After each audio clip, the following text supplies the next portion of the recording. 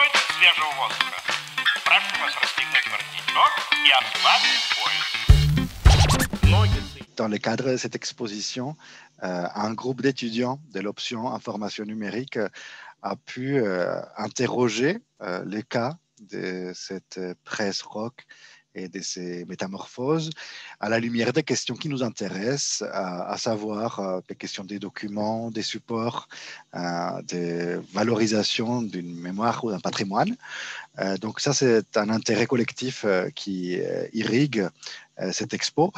Et d'un point de vue plus personnel, je travaille dans les domaines de la sémiologie des médias et la presse rock et les formes web associées à ces secteurs culturels sont des objets très intéressants, des matériaux très riches par rapport aux formes éditoriales qui s'associent à ce qu'on pense être la musique.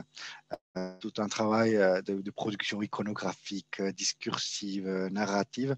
Donc, cette expo est vraiment l'occasion de voir une phase historique d'une certaine mythologie autour du rock et qui articule d'une part une industrie, la presse établie, et une industrie musicale en face, et des formes, bien évidemment, artisanales, vivantes, médiation très diverses.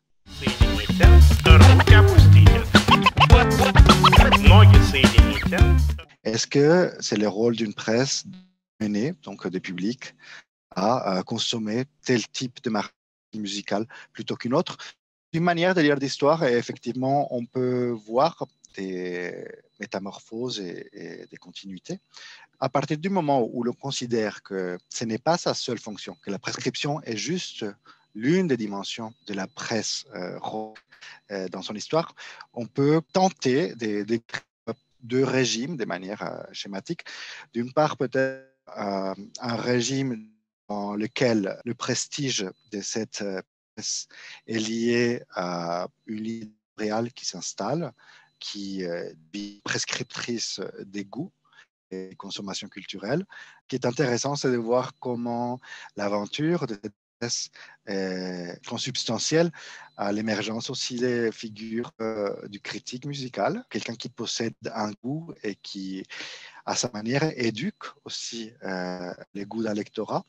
Et voir comment, si on contraste ces mouvements historiques avec des expériences plus récentes et liées au réseau numérique, on a affaire à un régime qui est moins d'une forme d'éducation du goût consumériste et plus proche de régime de partage. Parmi les figures de ces régimes plus récents liés au numérique, il y a sans doute la figure de l'influenceur qui retrouve aussi sa place dans les paysages des recommandations et des prescriptions musicales.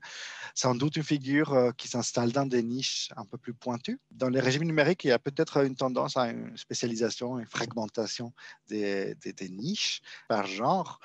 On peut également questionner la place que s'octroient de nos jours les algorithmes, les machineries de profilage selon vos goûts, selon vos affects, et aussi la place que prennent les situations collectives.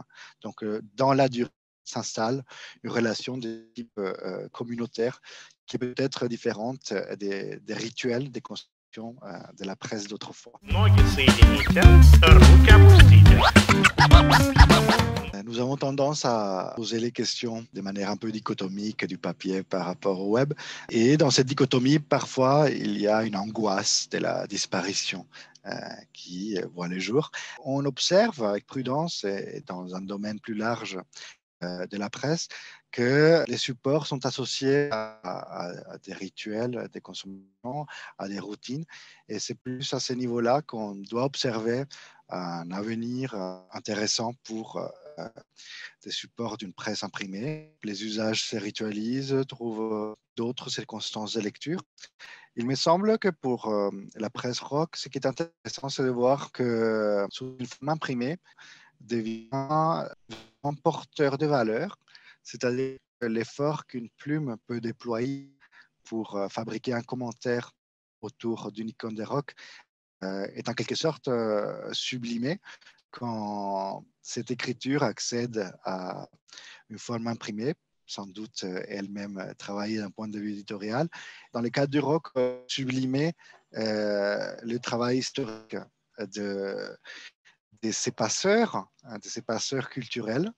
On revisite donc ce qu'on a cru être de l'ordre musical dans une plus grande épaisseur culturelle. Donc, on peut avoir affaire aussi à des points de vue qui le resituent dans une histoire, dans des circonstances sociologiques, dans un contexte. C'est peut-être une place que ces supports imprimés peuvent assumer.